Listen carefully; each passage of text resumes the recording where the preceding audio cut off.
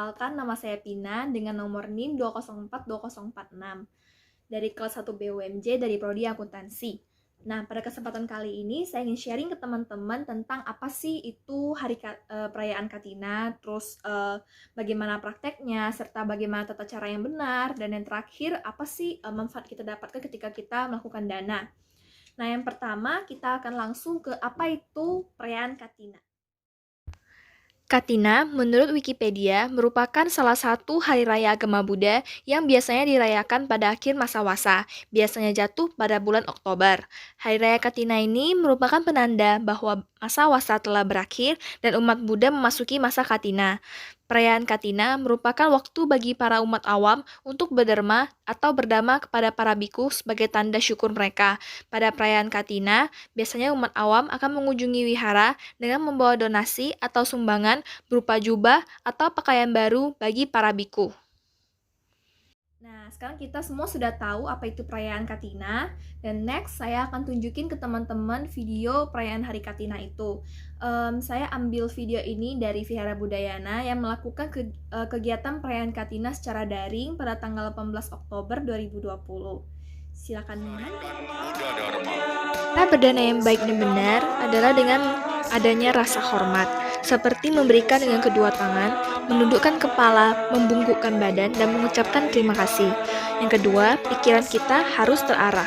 Yang ketiga, melakukan dengan tangan sendiri. Yang keempat, tanpa merugikan diri sendiri dan orang lain. Yang terakhir, dengan penuh keyakinan alias kita harus mengerti dan menyadari apa manfaat dari dana itu sendiri.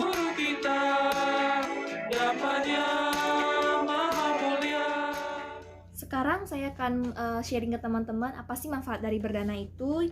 Secara garis besar, manfaat berdana itu ada kita akan disenangi dan dikasihi oleh banyak orang. Tentu ketika kita menolong orang lain, baik menggunakan materi ataupun tenaga, kita pasti akan mendapatkan feedback yang positif dari orang lain. Bisa saja ketika kita mengalami kesusahan, kita akan dibantu balik sama orang lain. Jadi bisa dibilang kalau kasih sayang itu akan berputar terus-menerus jika kita ingin membagikannya kepada orang lain. Nah, selanjutnya orang-orang yang baik dan bijaksana akan mengikutinya. Jadi bisa dibilang teman-teman kita atau orang-orang yang berada di lingkungan kita itu adalah orang-orang yang positif atau orang-orang yang mampu membawa kita ke arah yang lebih benar. Jadi ada istilah yang mengatakan kalau jika kamu ingin wangi, bertemanlah dengan penjual parfum. Jadi maksud dari itu adalah ketika kita ingin memiliki suatu lingkungan yang baik, ketika kita ingin menjadi seseorang yang baik, seseorang yang lebih bijaksana, kita harus bergaul dengan orang-orang yang bisa memberikan dampak baik itu. Next, nama baik kita akan tersebar luas. Tentu ketika kita melakukan hal-hal baik, nama baik kita pasti akan didengar banyak orang. Walaupun kita tidak menunjukkannya atau walaupun kita tidak menyebarkannya, tetap nama baik kita akan tersebar luas dan tentu itu akan menjaga kehormatan keluarga dan leluhur kita. Dan yang keempat, ada penuh kepercayaan dalam pergaulan dan tidak mengalami gangguan. Seperti yang saya bilang sebelumnya, kalau misalnya kita membantu orang atau berdana kepada orang, kita akan mendapatkan feedback yang positif dari orang lain. Nah, jadi ketika kita membuka pergaulan baru, ketika kita ingin terjun ke masyarakat, tentu kita akan mudah diterima oleh mereka.